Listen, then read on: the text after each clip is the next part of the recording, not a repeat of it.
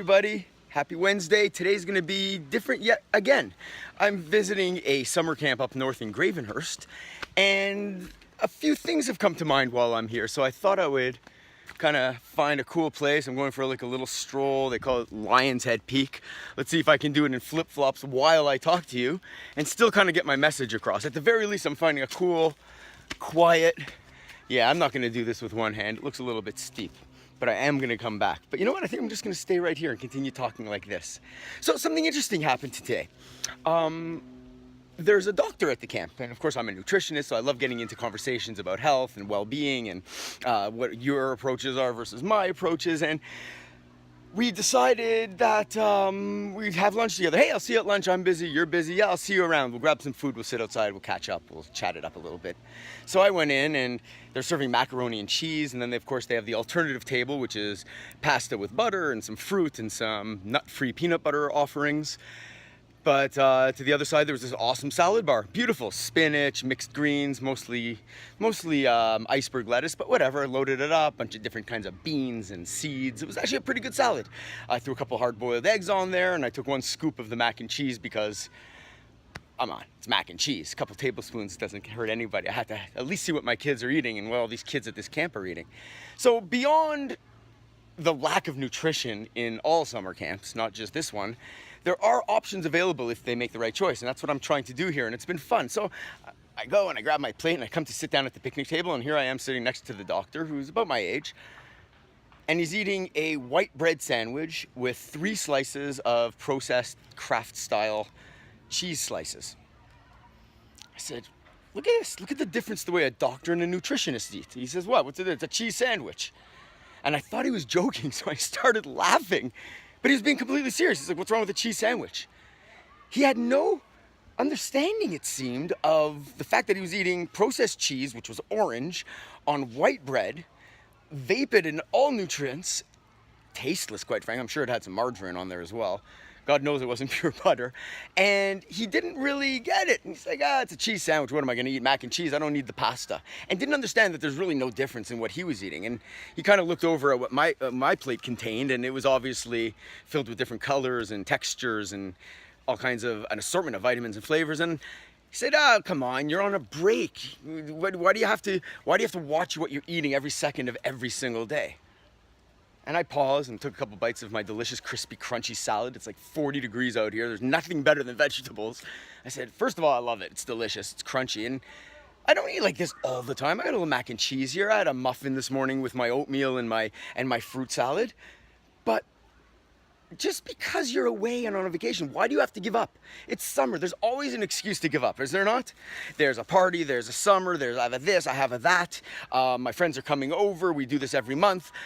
There's always a reason not to take the right direction and make the right choice. And here this guy is making excuses. And what bothered me is not so much that he was eating a sandwich. What do I care if he eats a sandwich or not? What bothered me is that he is advising his patients on what to eat often, right? That's what doctors do. They're not nutritionists or dietitians. But what they do is advise that, maybe if you're hungry at lunch, have a cheese sandwich. Not differentiating the good from bad carbs and the whole grains versus the processed grains and cheese that's orange instead of the color of milk. They're just not paying attention to the stuff that I'm paying attention to. And I took a little peek down to see what was going on physically, and a little bit of a belly, and he looked like a doctor, but he looked fairly healthy, but he's definitely on a slope downwards as far as his overall health goes. There's no question if he continues eating like this. Like I said, he's not in horrible shape, but I know inevitably what's coming down the pike. So there's some other interesting things here. I'm at this camp and I've got my puppy and I've got free access to the ground. So I'm walking around and people are asking to play with the puppy. Oh, what a cute puppy, what a cute puppy. And he's gorgeous, he's like a living doll. And what's really interesting is that, all these kids of all different ages, boys and girls, they all want to gather around. And some of the counselors are really getting a lot of attention and love from this dog. It's amazing how many children suffer from anxiety and stress and all kinds of issues at home that come with them to camp. And I've heard a couple of really young children crying late at night. The truth is, camp exposes a lot of your insecurities. You're away from home. Sometimes home is not a stable, happy place. or perhaps it's your first time away from home and home is a happy, stable place. Regardless, what camp really is a children's escape from reality. It's supposed to be anyways.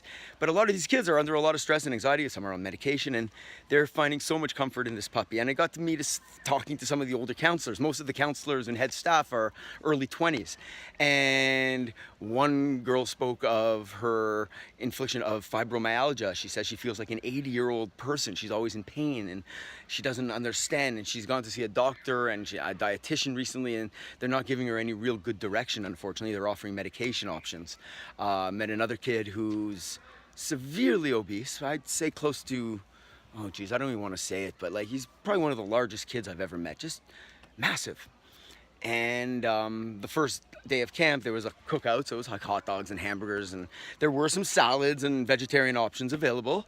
But this poor kid, I saw him eat 7 hot dogs. Actually 7. I happened to be next to him. I didn't want to count. I was trying not to judge.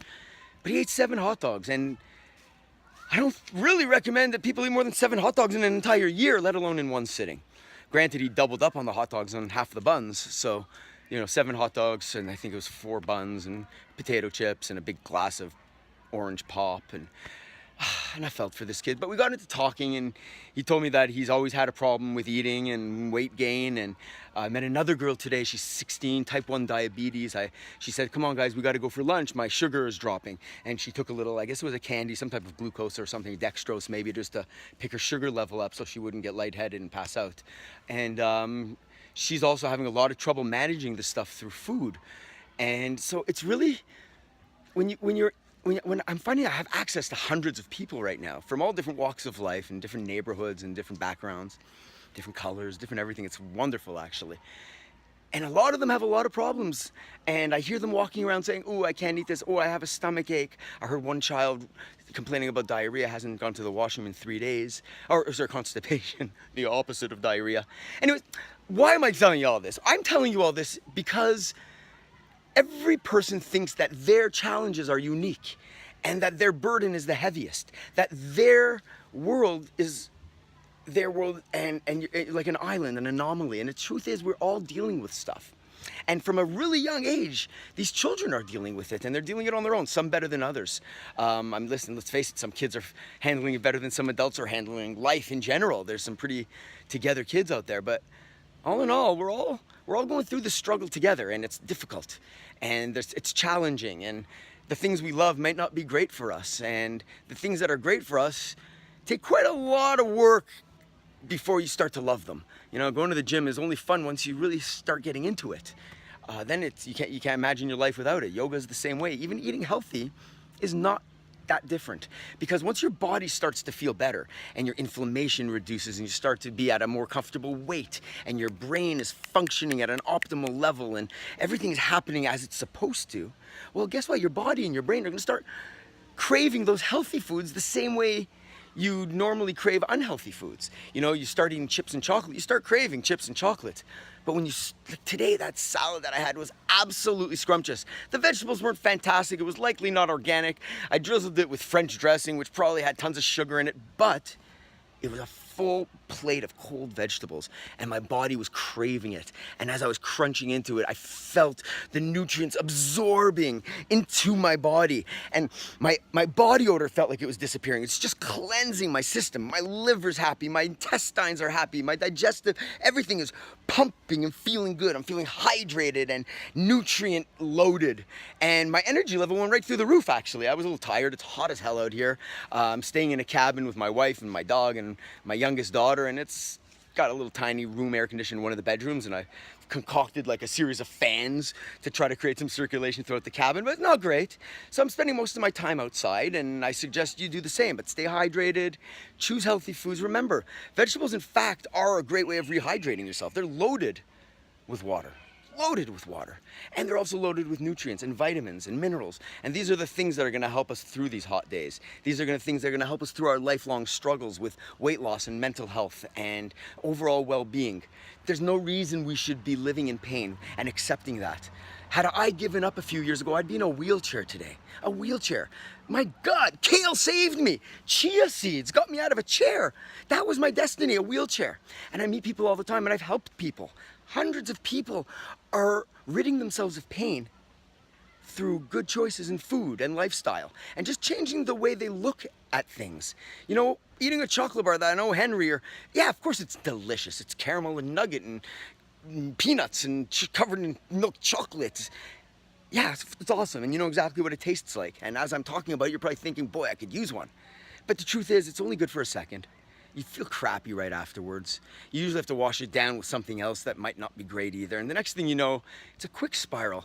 Allow yourself a bite here and there, but don't grab for it first. If you're hungry, eat your fruits, eat your vegetables. If you're still hungry at the end, enjoy a bite once in a while of a treat. But that's not your focus. That's not what you're getting. You're feeling good. If you're following me and working with me or on my program, you understand in great depth why you feel better. And it's starting to make sense, right? The connections are starting to come together. Yeah, maybe you're not hitting the same weight loss goals. Maybe you started going to the gym and you've changed your goals. But 100% of the time, if you're eating properly and making the right choices and getting those toxins out of your body, well, you're feeling good. And your mental health is strong and your body's feeling good and you're just a better person, a happier person, and you're living life to its fullest. And that's really what I'm hoping everybody can do. Live your life to your fullest. Enjoy this great weather.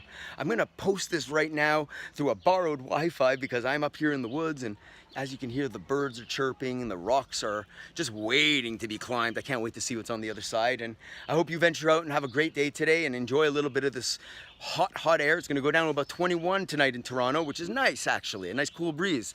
Maybe stand outside and water your lawn for 1 or 2 minutes. Not too much, you don't wanna waste water, but just an excuse to get outside. Have a great day, everybody. Remember to make optimized choices and you will have an optimized life. Feel good about yourself and yourself will start to feel good. Take care, everybody. We'll see you soon.